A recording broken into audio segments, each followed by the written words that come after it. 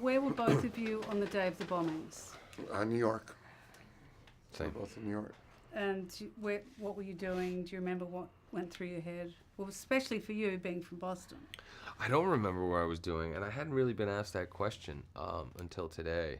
I don't remember really anything other than arriving in Boston the next day and it just being eerily quiet, and I was just a bit paranoid. All of a sudden, and everywhere you looked, you just looked at the world differently and people differently. It was pretty scary. Because really it was the first thing since 9/11 that I can remember that had a big impact.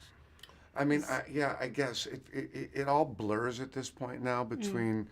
I mean, there have been so many horrific. Starting with Columbine, the shooting, and we had at a school. I mean, it in Colorado, and it's unfortunately become this sort of new reality. And my recollection was I was working. Someone put the TV on. There's been a bombing in Boston, and even then, it was 3 years ago. It was here we go again. Here we go again. And it felt particularly nasty, right? Because, Mark was just saying earlier that these were really some innocent human beings. This was not a war. This was not a battlefield. This was a brutal, cowardly attack on people, families that were, watching a marathon. And that I remember just being like, man, it's just, we are living at a new time. And I knew even then that I eventually would want to be a part of a film that attempted to make some sense of this chaos. It must have weighed really heavily on both of you while you were shooting the film. Was it hard at the end of the day to sort of shake it off? Was it hard sort of not to be depressed? Or were you able to? No, I don't think it was depression, because I think it was very inspiring. We got to meet just extraordinary people who, at the end of the day, like Patrick and Jessica Downs, and Mark and I were standing on the finish line last year's marathon when Patrick finished the race, and to see those two hug and cry and embrace, and see that community.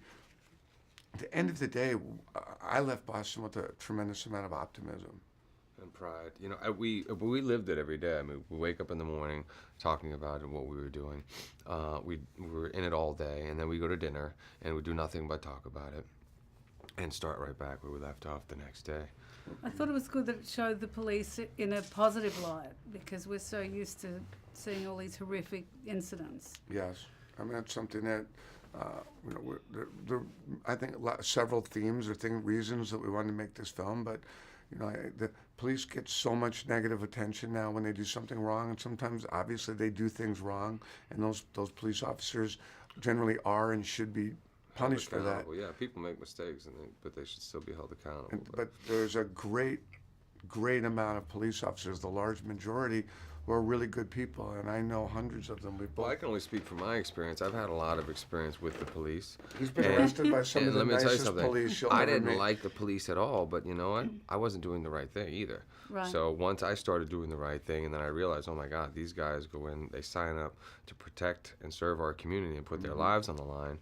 I appreciate that. Do some people abuse their authority? Absolutely. Should that be taken care of and addressed immediately?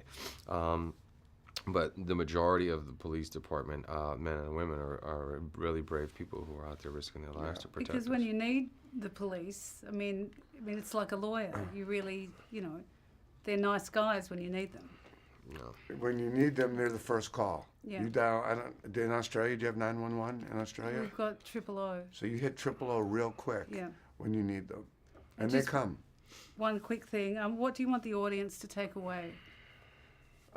I think at the end of the day, if there's one thing, it's that these acts of cowardly terrorism, they can't win. They can't beat us. They're not. We're stronger than they are. Anything to add? I agree. It just gives me a sense of hope that if we can all just rally around each other and come together, we're going to be okay. Great. Thank you. Thank you.